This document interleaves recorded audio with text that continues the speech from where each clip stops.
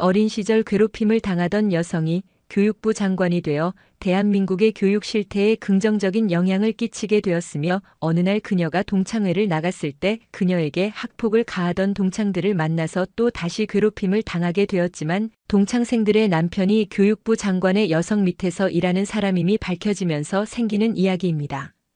영상 시청 이전에 구독과 좋아요 부탁드리겠습니다.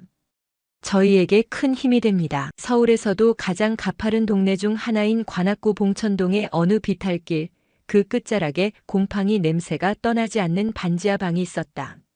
1990년대 후반 17살의 서지안에게 그 집은 세상의 전부이자 벗어나고 싶은 지옥이었다.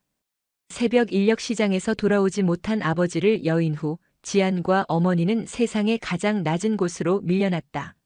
어머니는 허름한 식당 주방에서 하루 14시간을 일했고 그녀의 손마디는 늘 물에 불어 퉁퉁 부어 있었다. 지안의 고통은 집에서 끝나지 않았다. 그녀가 다니던 화영여자고등학교는 소위 강남 8학군의 심장부인 대치동에 위치해 있었다.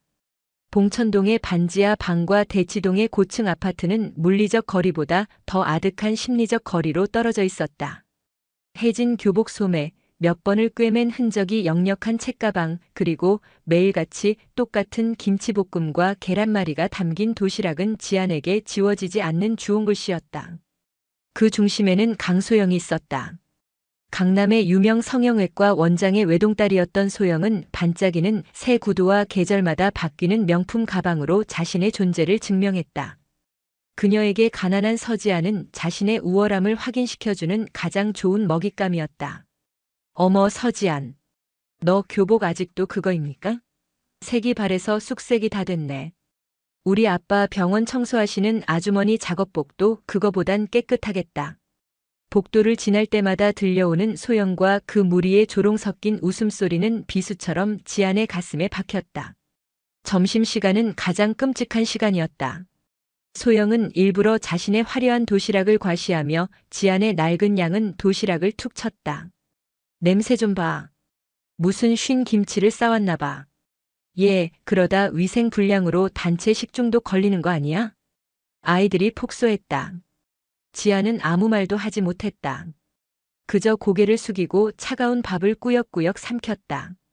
반찬 투정을 하는 아이들, 비싼 과외 선생 이야기를 하는 아이들, 주말에 다녀온 해외여행 이야기를 하는 아이들 틈에서 지안은 투명인간이 된 기분이었다. 분노와 수치심이 뜨거운 불덩이가 되어 목구멍을 틀어막았다. 하지만 그녀는 울지 않았다. 우는 것은 가장 쉬운 포기였고 지안은 그들에게 자신의 눈물마저 보여주고 싶지 않았다. 사건은 2학년 가을 수학여행을 앞두고 터졌다.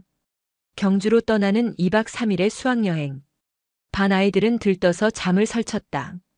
하지만 30만 원에 달하는 참가비는 지안의 가족에게 한 달 생활비와 맞먹는 돈이었다. 어머니는 밤새 식당 일을 하나 더 구해보려 애썼지만 끝내 돈을 마련하지 못했다. 미안하다, 딸 엄마가 돈이 없어서. 어머니는 지안의 손을 잡고 밤새 울었다. 지안은 괜찮다고 수학여행 같은 건 가기 싫었다고 거짓말을 하며 오히려 어머니를 위로했다. 수학여행 당일 모두가 설레는 얼굴로 관광버스에 오를 때 지안은 텅 빈 교실을 지켜야 했다. 교감 선생님은 몸이 아파서 불참하는 것으로 처리해주겠다며 배려했지만 그 배려가 오히려 더 큰 비참함으로 다가왔다. 홀로 남은 교실 창밖으로 멀어지는 버스를 보며 지안은 처음으로 소리내어 울었다. 누구도 듣지 못하는 울음이었다. 그때였다. 텅 빈 줄 알았던 복도에서 익숙한 목소리가 들려왔다. 강소영이었다.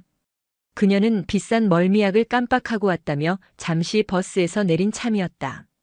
친구들과 킥킥거리며 교실 쪽으로 걸어오던 소영은 창가에 엎드려 우는 지안을 발견했다. 어머, 쟤 아직도 있었네. 꼴 좀 봐. 수학여행도 못 가는 주제에 울기는 왜 울어? 불쌍하게. 소영은 그것으로 그치지 않았다. 그녀는 복도에 있던 청소용 양동이에 담긴 물을 들고 와 교실 문을 활짝 열었다. 그리고 망설임 없이 지안의 머리 위로 쏟아부었다. 시원하지? 묵은 때 좀 벗겨내라고. 가난했대. 차가운 물이 교복을 적시고 낡은 책들을 엉망으로 만들었다. 곰팡내 나는 지하방의 눅눅함과는 비교도 되지 않는 차갑고 잔인한 감각이 온몸을 꿰뚫었다. 소영과 그 무리의 경멸적인 웃음소리가 텅 빈 교실을 가득 메웠다. 지아는 젖은 생쥐꼴로 바닥에 주저앉아 그들을 노려보았다. 그러나 그녀의 눈빛은 더 이상 슬픔이나 분노가 아니었다. 그 순간 지안의 마음속에서 무언가 단단하게 굳어졌다. 그들은 깔깔거리며 버스로 돌아갔다. 홀로 남은 지안은 젖은 교복을 입은 채 한참을 움직이지 않았다. 창밖의 가을 하늘은 더없이 높고 푸르렀다. 지안은 자리에서 천천히 일어섰다. 물에 젖어 축 늘어진 머리카락을 쓸어 넘기고 굳게 닫힌 입술 사이로 나지막이 하지만 강철 같은 목소리로 맹세했다. 그래, 실컷 비웃어. 오늘을 기억할 거야. 반드시 너희가 감히 쳐다보지도 못할 곳까지 올라갈 거야. 누구도 다시는 나를 무시하지 못하게 만들겠어. 이 가난과 멸시의 고리를 내 손으로 끊어버릴 거야. 그날 이후 서지아는 다른 사람이 되었다. 그녀는 잠을 줄이고 쉬는 시간에도 책을 파고들었다. 그녀의 눈에는 더 이상 눈물이 없었다. 오직 차가운 분노와 뜨거운 목표 의식만이 이글거렸다. 1년 후 서지아는 전교 수석으로 화영여자고등학교를 졸업했고 모두의 예상을 깨고 대한민국 최고의 엘리트들이 모인다는 서울대학교 법과대학의 수석으로 입학했다. 반지하 방의 소녀가 써내려간 기적의 서막이었다. 25년이라는 세월이 흘렀다. 대한민국 행정의 심장, 세종특별자치시 정부 세종청사. 유리와 강철로 이루어진 현대적인 건물 14동, 교육부 청사 5층의 가장 넓은 사무실에는 교육부 장관 서지안이라는 명패가 놓여 있었다. 창가에 선 지안은 무심한 표정으로 빠르게 변화하는 세종의 스카이라인을 내려다보고 있었다. 40대 중반의 그녀에게서는 더 이상 과거의 그늘을 찾아보기 힘들었다. 단정하게 올린 머리, 한치의 흐트러짐 없는 검은색 정장, 그리고 깊이를 알 수 없는 차분한 눈빛은 대한민국 교육의 수장다운 위엄과 지성을 동시에 느끼게 했다. 장관님, 잠시 후 2시부터 학생안심보호법 관련 부처 합동 브리핑이 예정되어 있습니다. 젊은 남자 비서관이 조심스럽게 보고했다. 지아는 고개를 끄덕였다. 준비는 다 되었습니까? 예상 질문과 답변 자료 다시 한번 검토해 주세요. 특히 학교 폭력 피해자 지원 방안에 대해서는 한 글자도 틀림이 없어야 합니다. 네, 장관님. 완벽하게 준비했습니다. 학생안심보호법. 그것은 지안이 장관으로 취임한 이후 가장 공을 들이고 있는 정책이었다.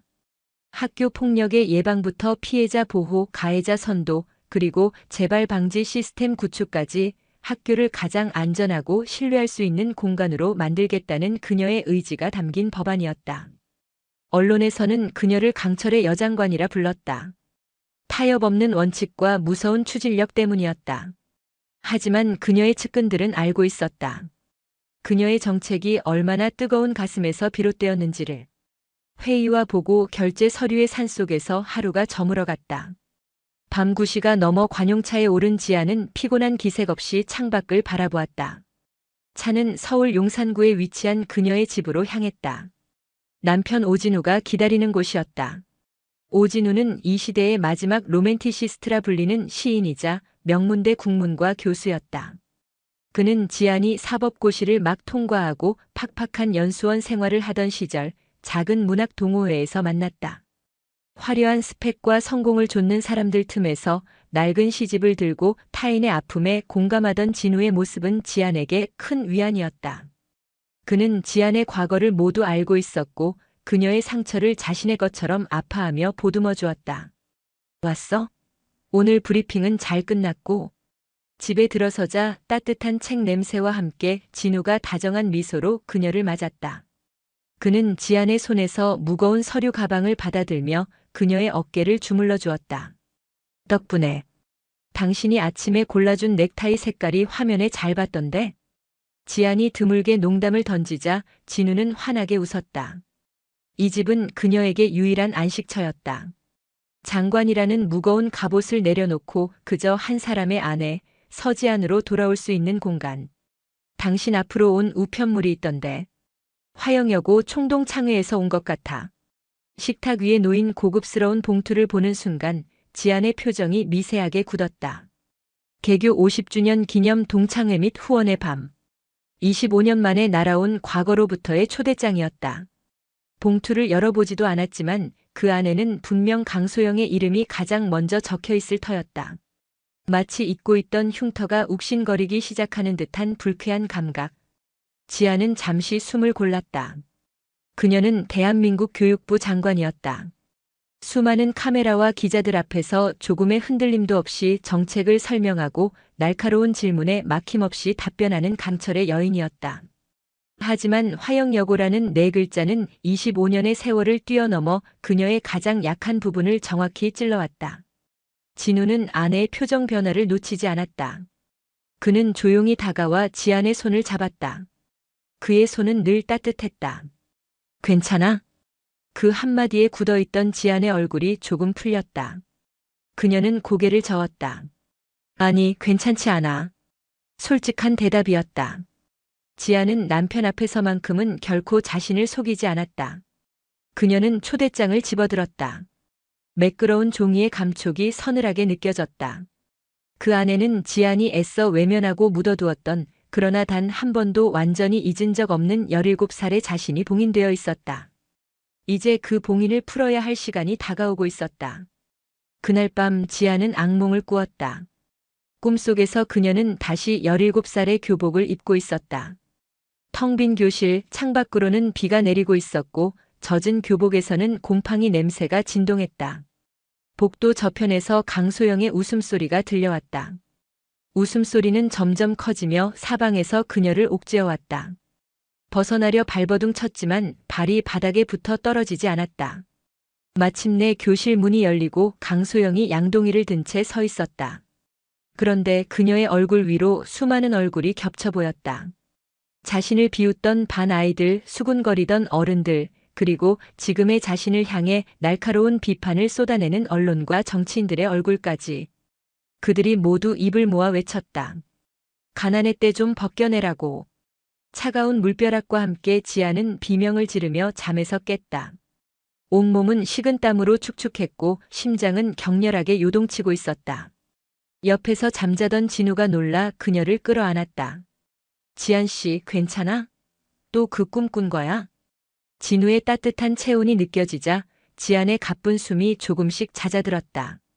그녀는 남편의 품에 얼굴을 묻었다. 강철 같던 교육부 장관의 모습은 온데간데 없었다. 오직 상처 입은 한 여인만이 가늘게 떨고 있었다. 미안해요. 당신까지 깨웠네. 그런 소리 할 거면 나랑 같이 안 산다고 했지. 당신 악몽은 내 악몽이기도 해. 진우는 그녀의 등을 부드럽게 쓸어주었다. 동창회 초대장이 온 이후 지아는 며칠째 밤잠을 설쳤다. 낮에는 완벽한 장관의 모습으로 일정을 소화했지만 밤이 되면 어김없이 과거의 망령이 그녀를 찾아왔다. 안 가면 그만이야. 누가 당신더러 꼭 가라고 강요하는 것도 아니잖아. 가야 할 것 같아. 지안이 나지막이 말했다. 진우는 의외라는 듯 그녀를 바라보았다. 왜? 굳이 그 끔찍한 기억을 다시 마주할 필요는 없어. 당신은 충분히 이겨냈고 지금 누구보다 멋지게 살고 있잖아. 아니요. 난 아직 완전히 이겨내지 못했어. 지아는 몸을 일으켜 앉았다. 창밖은 아직 어두운 새벽이었다. 도시의 불빛들이 멀리서 별처럼 반짝였다. 내가 추진하는 학생 안심보호법의 핵심이 뭔지 알아요? 피해자가 더 이상 숨지 않는 세상을 만드는 거야. 상처가 부끄러운 게 아니라 상처를 외면하고 숨는 것이 비겁한 거라고 아이들에게 가르쳐주고 싶어. 그런데 정작 나 자신이 내 상처로부터 도망치고 있다면 내가 하는 모든 말은 거짓말이 돼. 그녀의 목소리는 차분했지만 그 안에는 흔들림 없는 결의가 담겨 있었다. 강소영, 그리고 그 애들을 다시 만나야겠어. 17의 서지안이 아니라 42의 대한민국 교육부 장관 서지안으로. 그들 앞에 서서 확인하고 싶어. 내가 정말 그 시간을 이겨냈는지. 그리고 그들에게 보여주고 싶어. 그들이 그토록 경멸하고 짓밟았던 아이가 어떻게 성장했는지. 그것은 복수가 아니었다. 스스로를 향한 마지막 시험이자 과거와의 진정한 화해를 위한 첫걸음이었다. 지아는 더 이상 도망치지 않기로 결심했다.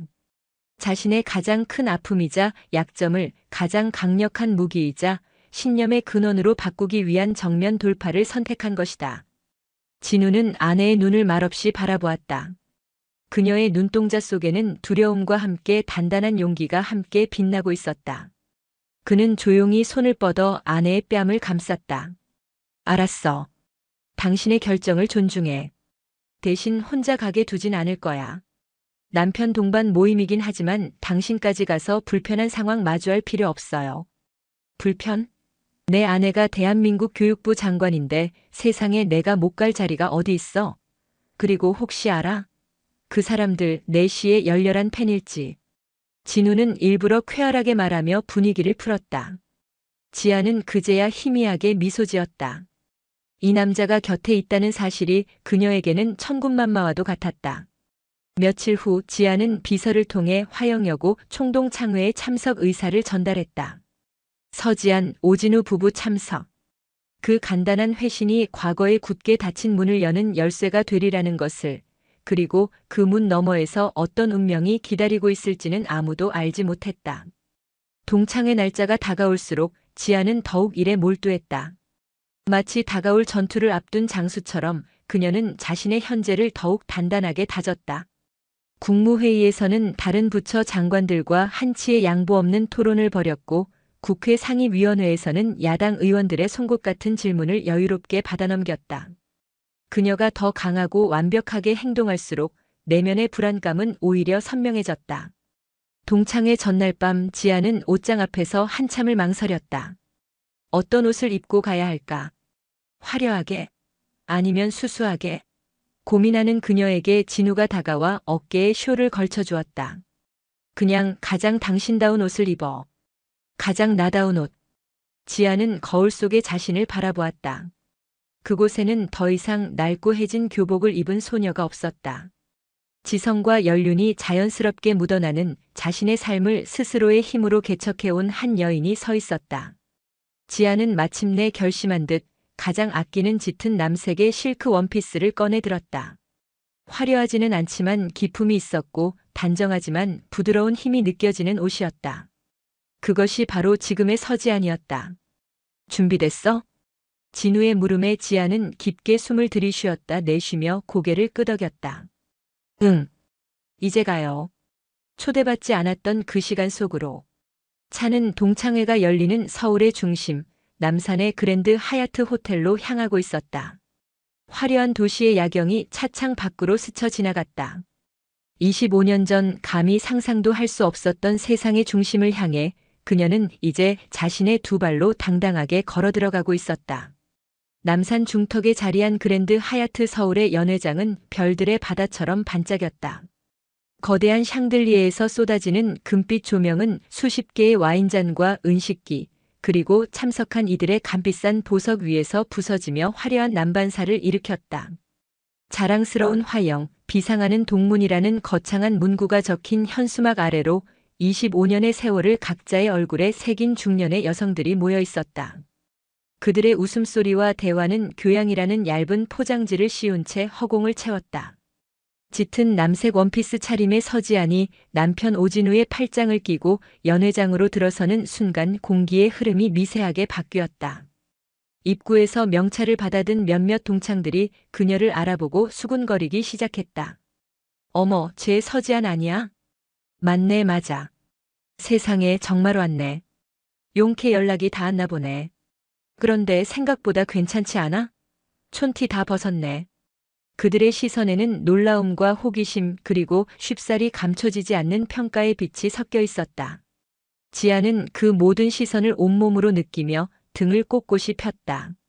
이곳은 그녀가 장관으로서 참석하던 그 어떤 공식 석상보다 더 긴장되고 서늘한 전쟁터였다. 긴장돼? 진우가 나지막이 물었다. 그의 손이 지안의 손을 따뜻하게 감쌌다. 조금. 사방에 지뢰가 깔린 들판을 걷는 기분이야. 괜찮아. 내가 옆에 있잖아. 혹시 모르지 이 중에 당신이 쓴 법안 덕분에 자식 키우기 편해졌다고 감사 인사할 사람이 있을지. 남편의 유머에 지안의 입가에 옅은 미소가 번졌다. 바로 그때였다. 와인잔을 든 채 무리의 중심에서 가장 화려하게 빛나던 한 여자가 그들을 발견했다. 강소영이었다. 세월은 그녀에게서 젊음을 앗아간 대신 값비싼 시술과 명품으로 치장된 인공적인 화려함을 남겼다. 타이트한 붉은색 드레스는 그녀의 부를 과시했고 얼굴에는 모든 것을 가졌다는 자의 오만한 미소가 걸려 있었다. 그녀는 눈을 가늘게 뜨고 지안을 위아래로 훑어보더니 특유의 높고 날카로운 목소리로 외치며 다가왔다. 어머나, 이게 누구야? 서지안, 너 맞니? 세상에, 내가 여길 다 오고. 정말 해가 서쪽에서 뜨겠네. 그녀의 과장된 몸짓과 목소리에 주변의 시선이 일제히 쏠렸다. 소영은 마치 오랫동안 잃어버렸던 친구를 만난 것처럼 지안의 어깨를 친근하게 감쌌지만 그녀의 눈은 웃고 있지 않았다. 그 눈빛은 25년 전 지안의 낡은 도시락을 내려다보던 그 경멸적인 눈빛과 정확히 맞닿아 있었다. 연락처는 어떻게 알고 왔어? 우리 준비위원들이 너 찾느라 얼마나 고생했는지 몰라. 봉천동 그 동네는 재개발돼서 흔적도 없어졌던데. 봉천동. 그 단어가 연회장 한복판에서 공공연히 언급되자 몇몇이 킥킥거리는 소리가 들렸다. 소영은 교묘하게 지안의 출신을 모두에게 각인시키고 있었다. 잘 지냈어, 소영아. 지안은 동요하지 않고 차분하게 답했다. 초대해줘서 고마워. 어머, 웬일이야. 목소리는 여전하네. 공부만 하던 범생이 목소리. 그래, 졸업하고 어떻게 지냈어? 시집은 갔고? 옆에는 남편분이신가? 소영의 시선이 오진우에게로 향했다. 그녀는 진우의 단정한 정장과 학자풍의 외모를 빠르게 스캔했다. 부티와는 거리가 먼 고요하고 지적인 분위기. 소영의 입가에 실망과 조소가 뒤섞인 미소가 떠올랐다. 네, 제 남편 오진우입니다. 이쪽은 제 고등학교 동창 강소영 씨. 아, 네. 반갑습니다. 오진우라고 합니다. 진우가 부드럽게 인사하며 명함을 건넸다. 소영은 명함을 받아들고는 눈을 동그랗게 떴다. 어머, 대학 교수? 게다가 시인? 와, 지안아. 너 정말 대단하다. 아직도 이런 순수한 분이 계셨네. 우리 남편 친구들은 다들 사업 아니면 투자 얘기만 하는데. 순수하다는 말 속에 돈 못 번다는 조롱이 칼날처럼 숨어 있었다. 소영의 친구들이 하나둘씩 그녀의 주변으로 모여들었다. 그들은 모두 강남의 사모님들이라는 비슷한 분위기를 풍겼다. 지안이 정말 용됐다.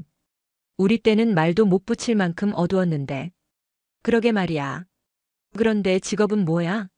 혹시 남편분 외조하면서 살림만 하는 거야? 그게 제일 부러운데.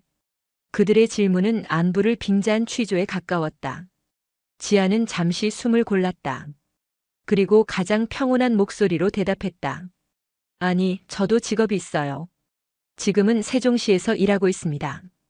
작은 공무원이에요. 공무원? 소영이 눈을 반짝였다. 그것은 그녀가 기다리던 대답이었다. 어머, 정말? 몇 급 공무원인데? 우리 아버님 아는 분 중에 시청 높은 분도 계시는데. 힘들면 얘기해. 내가 다리 한번 놔줄게. 그 순간 연회장 입구가 다시 한번 소란스러워졌다. 요란한 목소리와 함께 명품 시계를 찬 손목을 흔들며 한 무리의 남자들이 들어섰다. 강소영의 남편 최민준과 그의 친구들이었다. 그들은 마치 이곳의 주인인 양 거들먹거리며 아내들이 모인 곳으로 다가왔다. 바야흐로 이 잔혹한 무대의 진짜 배우들이 모두 등장한 순간이었다. 여보, 왔어? 강소영은 남편 최민준의 팔에 매달리며 보란듯이 입을 맞췄다. 최민준은 전형적인 재벌 2세의 오만함이 몸에 밴 사내였다. 그는 아내의 친구들에게 가볍게 눈인사를 건네다 낯선 얼굴인 지안과 진우를 발견하고는 턱을 치켜들었다. 이쪽은 누구? 소영이 당신 친구야? 응. 내 고등학교 동창 서지안이라고. 그리고 이쪽은 남편 되시는 분 대학 교수님이시래. 소영이 대학 교수라는 단어에 힘을 주어 말하자 최민주는 흥미를 잃었다는 듯 피식 웃었다. 아, 교수님. 반갑습니다. 어느 대학에 계십니까? 우리 그룹에서도 대학에 연구기금 좀 내고 있는데. 그의 말투는 존댓말이었지만 상대를 아래로 내려다보는 시선은 감춰지지 않았다. 진우가 서울대학교에 있습니다라고 답하자 최민주는 잠시 놀란 듯 했지만 이내 특유의 비아냥거리는 투로 말을 이었다. 아, 서울대. 좋은 학교죠. 그래도 교수 월급 뻔하지 않습니까? 요즘 같은 세상에 글 가르치고 시 쓰는 일 배고픈 직업이죠. 안 그렇습니까? 그것은 노골적인 모욕이었다. 진우의 얼굴이 순간 굳었지만 지안이 그의 손을 살짝 잡으며 제지했다. 싸움의 판은 이미 저들이 짜놓은 것이었다. 이곳에서 감정적으로 대응하는 것은 패배를 자인하는 셔플에 불과했다. 최민주는 지안에게로 시선을 돌렸다. 그래서 사모님은 무슨 일을 하신다고? 아까 공무원이라고 했던가? 네, 맞습니다. 어느 부처에 계시는데? 우리 매제가 국토부 과장인데 말만 잘하면 세종의 아파트 특별 분양받는 거 일도 아니라고 하던데. 필요하면 얘기해요. 이것도 다 인맥 아니겠어. 그때 소영의 친구 중 한 명의 남편이 끼어들었다. 그는 대기업의 임원이라고 했다. 공무원들 사실 제일 답답한 사람들이잖아. 창의성도 없고 유연성도 없고 딱 정해진 월급날만 기다리면서 나라 세금이나 축내고 내가 신규 사업 때문에 관공서 몇 번 가봤는데 아주 속 터져 죽는 줄 알았어. 책상에 앉아서 도대체 뭘 하는지 모르겠어. 동조하는 웃음소리가 사방에서 터져 나왔다. 그들의 대화는 온전히 지안과 진우를 겨냥하고 있었다. 25년 전 교실에서 냄새 난다며 도시락을 밀치던 그 손길과 지금 세금 축낸다며 자신들의 직업을 비하하는 이 혀끝은 본질적으로 같은 폭력이었다. 지아는 와인잔을 든 채 미동도 하지 않았다. 그녀의 침묵은 그들을 더욱 기고만장하게 만들었다. 강소영은 남편의 옆에 착 달라붙어 의기양양한 표정으로 지안을 바라보았다. 봐, 이게 바로 너와 나의 차이야. 너는 고작 가난한 시인과 결혼해서 따분한 공무원 생활을 하고 있지만 나는 돈과 권력을 가진 남자와 함께 이 화려한 세계의 중심에 서 있어. 그녀의 눈빛은 그렇게 말하고 있었다. 그런데 지안아, 넌 정말 대단하다. 소영이 다시 입을 열었다.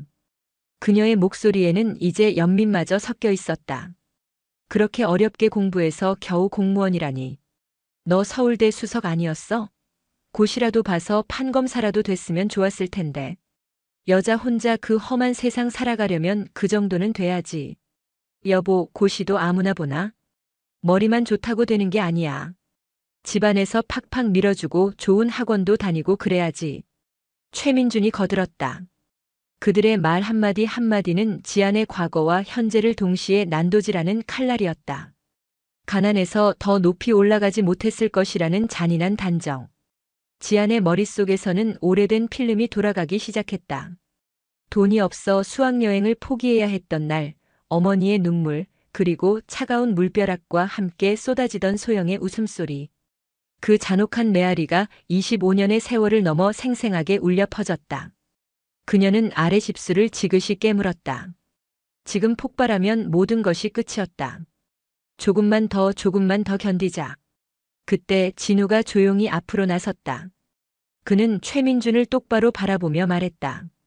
제 아내와 제 직업이 당신들의 대화에 안주거리가 될 이유는 없는 것 같습니다. 저희는 이만 실례하겠습니다. 그의 목소리는 낮고 차분했지만 그 안에는 강한 분노가 담겨 있었다. 그러나 최민주는 코웃음을 쳤다. 어이쿠, 교수님 화나셨네. 농담 좀 한 걸 가지고 뭘 그렇게 정색을 하십니까? 시 쓰는 분이라 그런가 감수성이 아주 풍부하시네. 상황은 일촉즉발의 위기로 치닫고 있었다. 바로 그 순간 이 모든 상황을 즐기고 있던 강소영이 결정적인 한 방을 날리기로 결심한 듯 지안의 손에 들린 와인잔을 향해 자신의 물잔을 들고 다가왔다. 그녀의 눈빛이 섬뜩하게 빛났다. 지안아, 미안. 내가 대신 사과할게. 우리 남편이 좀 직설적이잖아. 강소영은 가증스러운 미소를 지으며 지안의 곁으로 다가왔다. 그녀의 한 손에는 얼음이 가득 담긴 차가운 물잔이 들려 있었다. 그녀는 지안의 팔을 툭 치며 마치 친한 친구의 넋두리를 들어주는 척 연기했다. 그래도 이해해줘. 당신처럼 평생 책만 보고 산 사람이랑은 살아온 세계가 다르잖아. 우리 같은 사람들은 뭐랄까 보이는 게 전부거든. 어떤 차를 타는지, 어떤 집에 사는지, 남편이 돈을 얼마나 버는지. 그런 걸로 사람을 판단할 수밖에 없어. 속물 같다고? 어쩔 수 없어. 그게 이 세계의 룰이니까. 그녀는 지안의 짙은 남색 원피스를 경멸적으로 훑어보았다. 이 옷 비싸게 주고 샀지? 큰맘 먹고 장만했나 보네. 근데 어떡하니? 이런 옷은 이런 자리에 별로 어울리지 않는데. 그 말이 끝나기가 무섭게 소영은 마치 발을 헛디딘 것처럼 과장되게 비틀거렸다. 그리고 그녀의 손에 들려있던 얼음물 잔은 정확히 계산된 궤적을 그리며 지안의 가슴팍으로 쏟아졌다. 어머나, 어떡해. 소영의 비명과 함께 차가운 액체가 지안의 원피스를 순식간에 적셨다. 얼음 몇 조각이 드레스 위를 굴러떨어져 바닥에 부딪히며 소리를 냈다. 25년 전 텅 빈 교실에서 벌어졌던 그날의 악몽이 그랜드 하얏트 호텔의 화려한 연회장 한복판에서 완벽하게 재현된 순간이었다. 순간 시끄럽던 연회장에 찬물을 끼얹은 듯 정적이 흘렀다.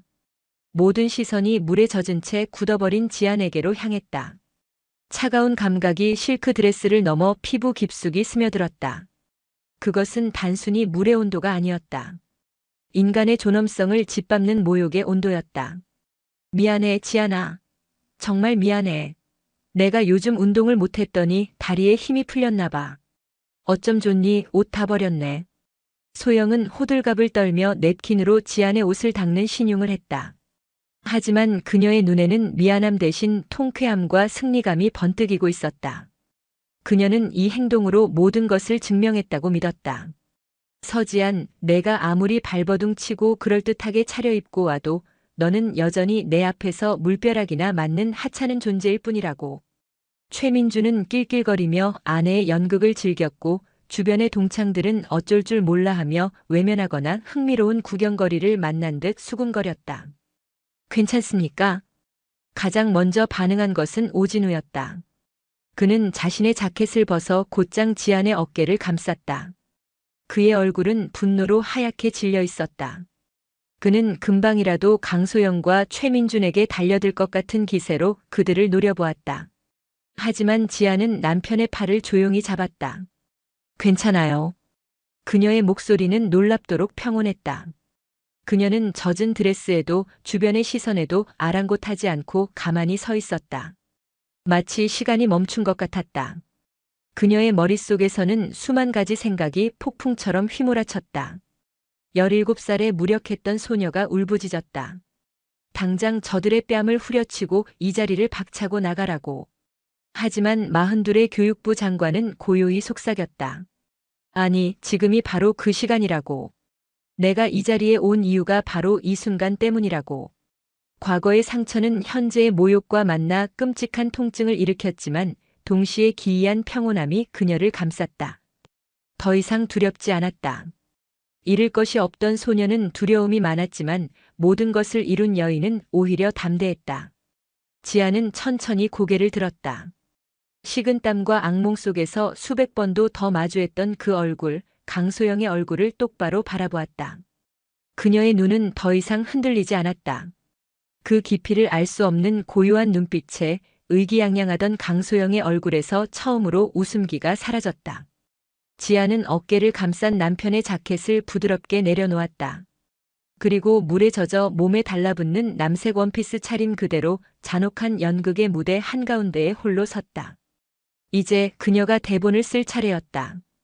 화려한 연회장 안에 모든 소음이 거짓말처럼 증발했다. 시간마저 얼어붙은 듯한 정적 속에서 오직 바닥으로 떨어지는 물방울 소리만이 간헐적으로 들려왔다. 수백 개의 눈동자가 일제히 서지안에게로 향했다. 그들의 시선에는 당혹감, 호기심 그리고 잔인한 구경꾼의 즐거움이 뒤섞여 있었다. 강소영은 승리를 예감했다. 그녀는 자신의 완벽한 연출에 스스로 도취해 있었다. 서지안이 드디어 무너져 내리리라. 울부짖거나 욕설을 퍼붓거나 혹은 25년 전처럼 무력하게 주저앉아 버리리라. 어떤 반응이든 그것은 자신의 승리를 확인시켜주는 증표가 될 터였다. 하지만 서지안은 그 어떤 예상에도 부응하지 않았다. 그녀는 젖은 드레스가 몸에 감기는 불쾌한 감각을 묵묵히 견디며 조용히 테이블 위에 놓인 냅킨 한 장을 집어들었다. 하지만 그녀는 옷을 닦지 않았다. 그저 물에 젖은 자신의 손을 아주 느리고 기품 있는 동작으로 닦아낼 뿐이었다. 마치 더러운 것을 만진 손을 정화하듯. 그녀의 그 침착한 행동에 오히려 강소영의 얼굴이 초조함으로 물들기 시작했다. 그때 이 모든 상황이 지루해진 최민준이 경멸적인 투로 마지막 쐐기를 박았다. 꺼봐, 소영아. 내가 뭘 했어. 근본은 안 변하는 거야. 가난이라는 건 말이지 병균 같아서 한번 몸에 배면 절대 떨어지질 않아. 저렇게 꾸며봐야 결국 반지하 냄새는 숨길 수가 없는 거라고. 그 가난 자식한테도 똑같이 되물림될걸? 가난은 되물림된다. 그 말이 지안의 심장을 관통했다. 그것은 그녀의 삶 전체를 그리고 밤낮 없이 일하며 딸을 키워낸 어머니의 신성한 인생마저 모독하는 언어였다. 그 순간 지안의 내면에서 마지막으로 남아있던 아주 작은 망설임의 끈이 툭 하고 끊어졌다. 지안은 손을 닦던 냅킨을 조용히 내려놓고 천천히 입을 열었다. 그녀의 목소리는 크지 않았지만 이상할 정도로 연회장 전체에 선명하게 울려 퍼졌다. 소영아. 그녀는 강소영의 눈을 똑바로 바라보았다. 넌 25년 전 텅 빈 교실에서도 나에게 똑같이 물을 뿌렸지. 가난의 때를 벗겨주겠다면서. 과거가 공론화되자 소영의 얼굴이 하얗게 질렸다. 지아는 말을 이었다. 그때 나는 세상이 무너지는 것 같았어. 내 가난이 너무나 부끄러웠고 너희들의 웃음소리가 지옥처럼 들렸지. 나는 그날 이후로 오랫동안 내가 가난하다는 사실을, 봉천동 반지하 방에 산다는 사실을 저주했어. 숨기고 싶었고 지워버리고 싶었지. 지안의 시선이 천천히 최민준과 그 주변의 사람들을 훑었다. 여기 계신 많은 분들도 그렇게 생각하는 것 같군요. 가난은 부끄러운 것이고 좋은 직업과 비싼 차, 명품 옷이 그 사람의 가치를 증명한다고. 제 남편이 시인이라는 사실을 비웃고 제가 공무원이라는 사실을 안타까워하는 당신들처럼요. 그녀는 잠시 숨을 골랐다. 그 누구도 감히 입을 열지 못했다. 하지만 저는 오늘 이 자리에서 분명히 말하고 싶습니다. 저는 더 이상 제 가난이 부끄럽지 않습니다. 지안의 목소리에 강철 같은 힘이 실리기 시작했다. 저는 곰팡내 나던 그 반지하 방을 사랑합니다. 그곳에서 제 어머니는 퉁퉁 부은 손으로 매일 새벽 제 도시락을 싸주셨고 세상에 어떤 진수성찬보다 따뜻한 밥을 차려주셨습니다. 저는 색바랜 제 교복을 사랑합니다. 그 교복을 입고 저는 누구보다 치열하게 꿈을 향해 걸었습니다. 저는 돈이 없어 수학여행을 가지 못했던 그날의 저를 이제는 연민이 아닌 존경의 눈으로 바라봅니다. 그 어린 소녀는 그 거대한 절망 앞에서 무너지지 않고 자신의 힘으로 일어서기로 결심했으니까요. 그녀의 한마디 한마디는 칼이 되어 그들의 가치관을 후벼 팠다. 진짜 부끄러운 것이 무엇인지 아십니까? 지안의 눈빛이 서늘하게 빛났다. 그것은 가난이 아닙니다. 자신의 환경을 탓하며 노력하지 않는 나약함, 자신이 가진 것을 무기 삼아 남을 짓밟고 조롱하는 비겁함, 사람의 가치를 돈과 지위로만 판단하는 천박함. 그리고 그 모든 것을 부끄러워할 줄도 모르는 그 무지함.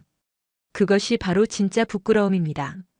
그녀는 다시 강소영을 바라보았다. 소영은 시선을 피하며 뒷걸음질 치고 싶었지만 발이 바닥에 붙어버린 듯 움직일 수 없었다. 소영아.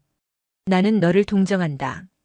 25년이 지나도록 너는 여전히 고등학생 시절의 유치한 방법으로 너의 우월감을 확인해야 할 만큼 공허하구나. 너의 남편은 아내의 상처 입은 친구 앞에서 저런 모욕적인 말을 쏟아낼 만큼 속이 비어있구나. 너희가 가진 그 모든 화려한 것들로도 채울 수 없는 그 깊은 열등감이 나는 진심으로 안타깝다. 선언이었다. 완벽한 역전이었다. 지아는 더 이상 피해자가 아니었다. 그녀는 자신의 상처를 스스로의 왕관으로 만들어 쓴 여왕이었다. 저는 제 삶의 모든 순간을 사랑하고 존중합니다. 당신들이 경멸했던 나의 과거가 지금의 나를 만들었습니다. 그리고 나는 그런 내가 아주 자랑스럽습니다. 연설이 끝났을 때 연회장은 숨막히는 침묵에 휩싸였다. 오진우의 눈에는 뜨거운 눈물이 고여 있었다.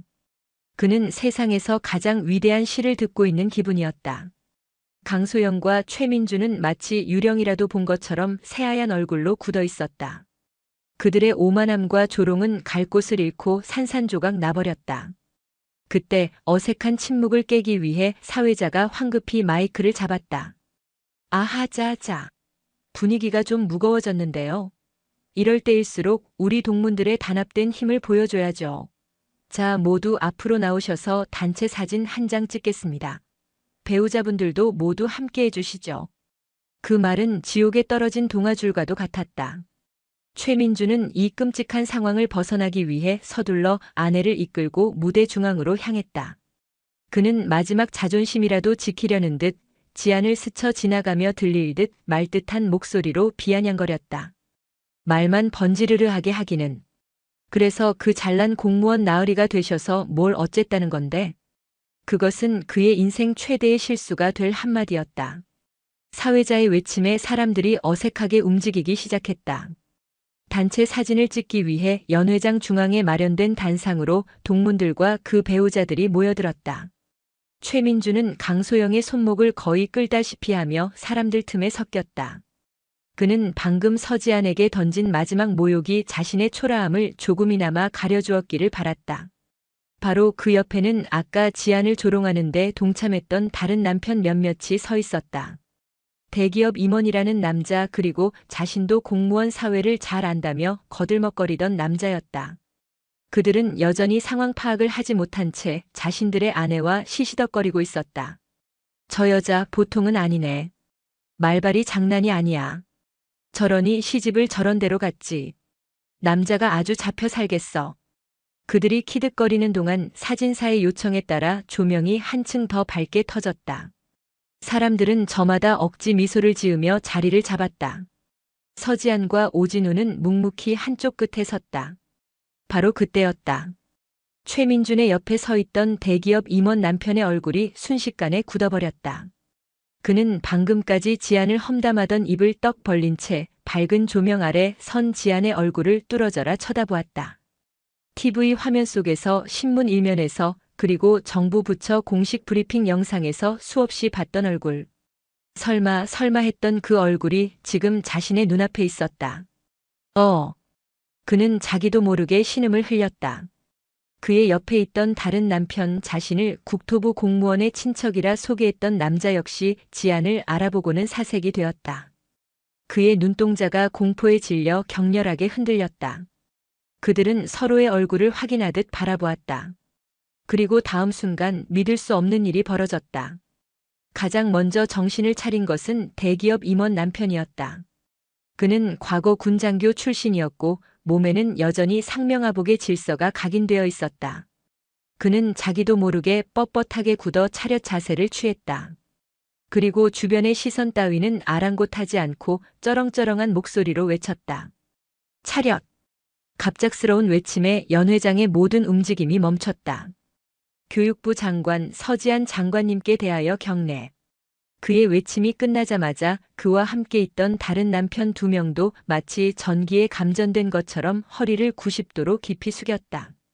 그것은 군대식 경례이자 일개 시민이 현직 최고 위급 공직자에게 보낼 수 있는 가장 극진한 경의의 표시였다. 장관님? 교육부 장관? 연회장은 완벽한 충격과 혼돈에 휩싸였다. 작은 공무원이라던 서지안. 세금이나 축낸다고 조롱했던 그 여자가 대한민국 교육정책의 정점에 서 있는 수장 대통령이 직접 임명하는 국무위원, 바로 그 교육부 장관이라는 사실이 천둥처럼 연회장을 내리쳤다. 가장 큰 충격을 받은 것은 단상 중앙에 서 있던 최민준과 강소영이었다. 최민준의 머릿속은 하얗게 비어버렸다. 교육부 장관. 자신이 운영하는 그룹은 최근 청소년 교육 관련 사회 공헌 사업을 대대적으로 홍보하며 정부의 지원을 받으려 애쓰고 있었다. 그 모든 사업의 최종 결재권자가 바로 눈앞의 저 여자였다. 자신이 방금 반지하 냄새가 난다며 모욕하고 그의 아내가 물까지 끼얹은 바로 저 여자. 그는 온몸에 피가 빠져나가는 듯한 아찔한 현기증을 느꼈다.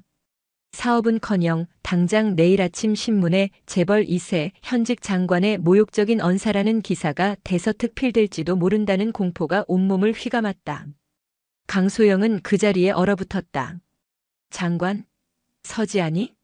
그녀가 TV 뉴스에서 가끔 보았던 날카롭지만 신념에 차있던 그 강철의 여장관이 자신이 25년간 경멸하고 오늘 이 자리에서 처참하게 짓밟으려 했던 서지안이었다는 사실을 도저히 받아들일 수 없었다. 그녀의 화려한 드레스와 보석들이 한순간에 초라한 허울처럼 느껴졌다. 그녀가 믿었던 돈과 권력의 세계가 서지안이라는 이름 석자 앞에서 와르르 무너져 내리고 있었다. 다른 동창들 역시 경악과 공포에 휩싸이기는 마찬가지였다. 그들은 자신들이 방금까지 나눴던 대화들을 필사적으로 되감았다. 용됐네. 남편은 돈 잘 버나? 공무원이라니 안 됐다. 그 모든 말들이 부메랑이 되어 자신들의 뒤통수를 후려쳤다. 그들은 감히 넘볼 수 없는 존재의 영린을 건드리고 말았던 것이다. 연 회장은 죽음과도 같은 침묵에 잠겼다. 오직 카메라 플래시만이 무심하게 터지며 경례를 하는 남자들과 공포에 질린 사람들의 얼굴, 그리고 그 모든 것을 덤덤히 내려다보는 서지안의 모습을 담고 있었다. 지안은 경례를 한 그들에게 가볍게 고개를 끄덕여 답했다.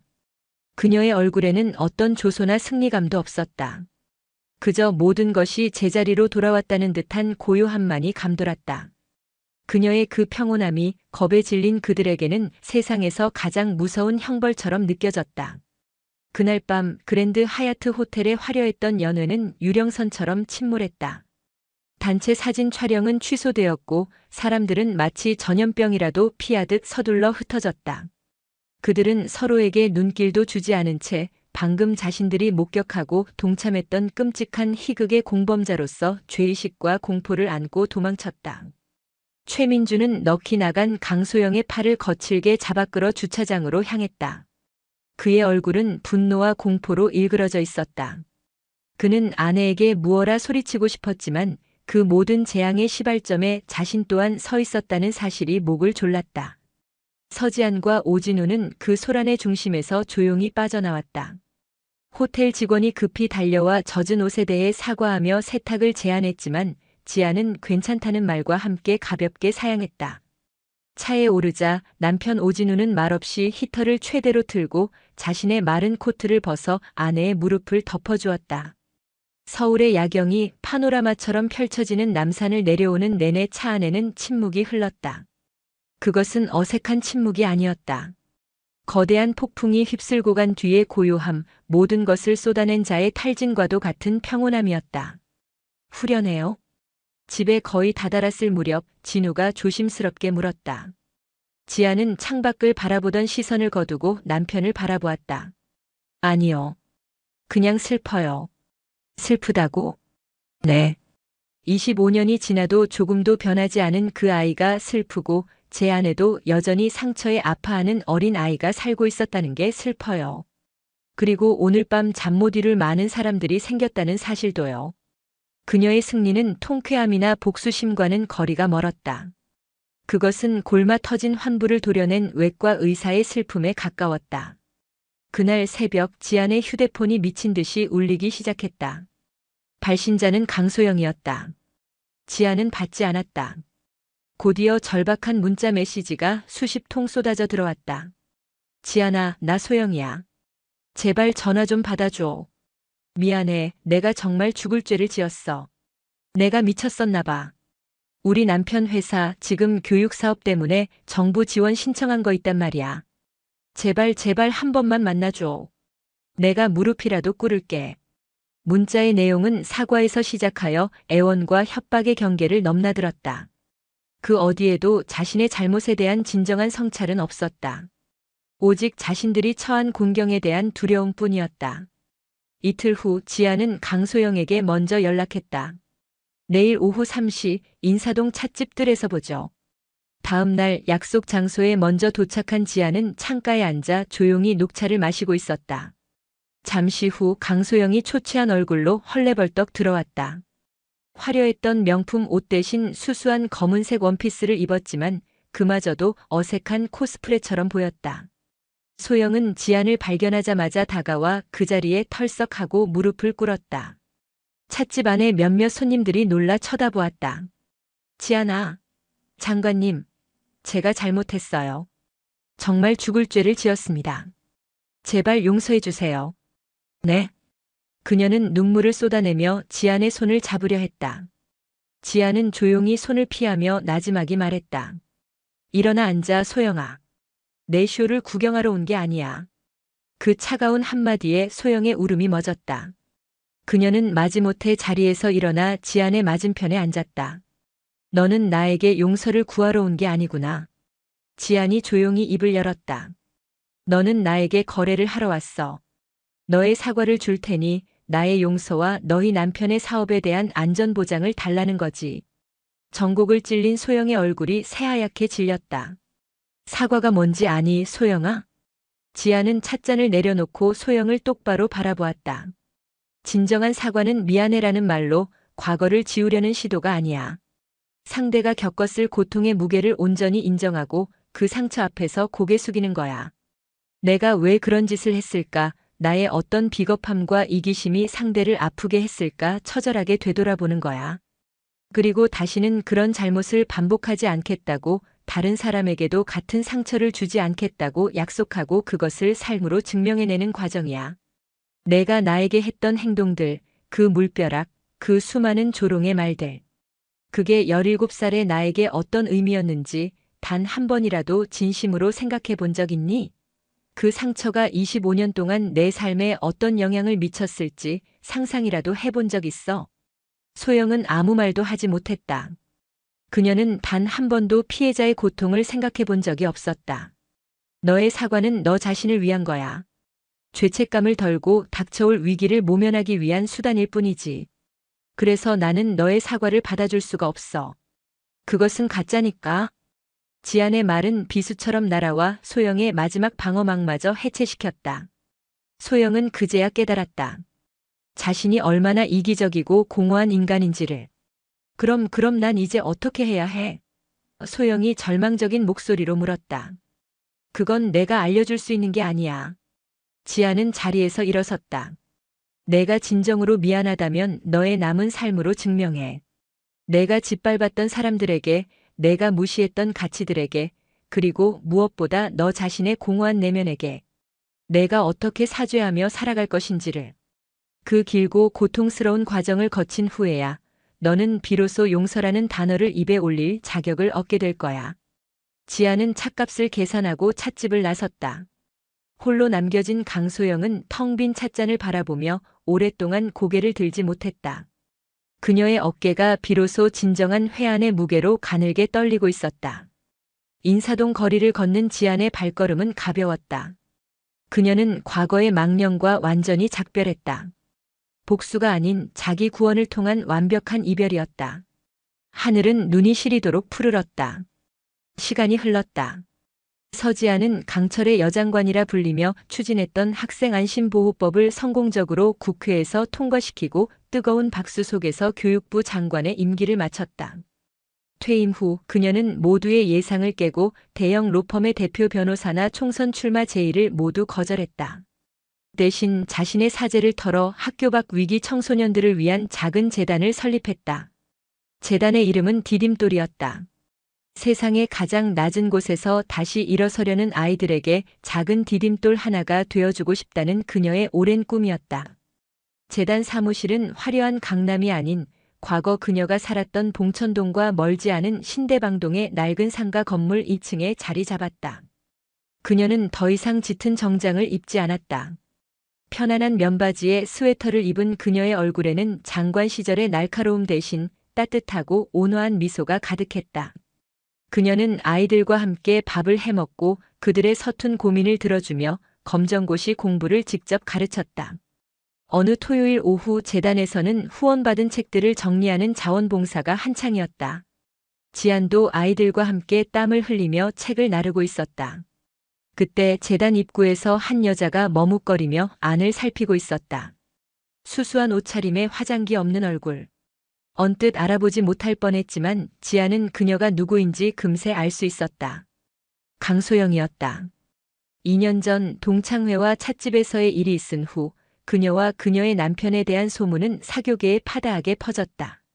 최민준의 회사는 정부 지원 사업에서 탈락했고 강소영은 모든 모임에서 자취를 감췄다. 지안이 다가가자 소영은 깜짝 놀라며 고개를 숙였다. 저는 그냥 봉사활동 공고를 보고. 그녀의 목소리는 기어들어갈 듯 작았다. 2년 전의 오만함은 흔적도 찾아볼 수 없었다. 지안은 부드럽게 미소 지으며 말했다. 잘 왔어요, 소영 씨.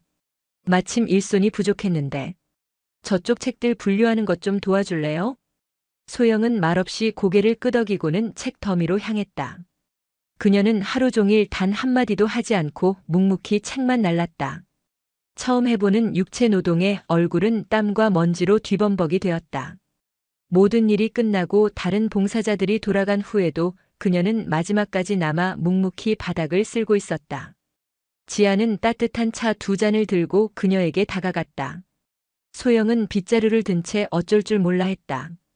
이제 그만하고 차 한잔해요. 둘은 창가에 나란히 앉아 말없이 차를 마셨다. 어색한 침묵을 깬 것은 소영이었다. 나 남편하고 이혼했어. 그녀는 덤덤하게 말했다. 그날 이후로 모든 게 무너졌어. 남편은 모든 걸 내 탓으로 돌렸고 나도 그를 원망했지. 우리가 가진 모든 게 얼마나 허망한 모래성이었는지 깨닫는 데는 그리 오래 걸리지 않더라.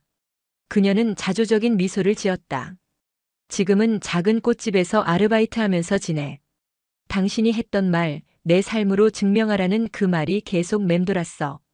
내가 뭘 할 수 있을까, 뭘 해야 할까 아무것도 모르겠어서 그냥 닥치는 대로 봉사활동을 시작했어.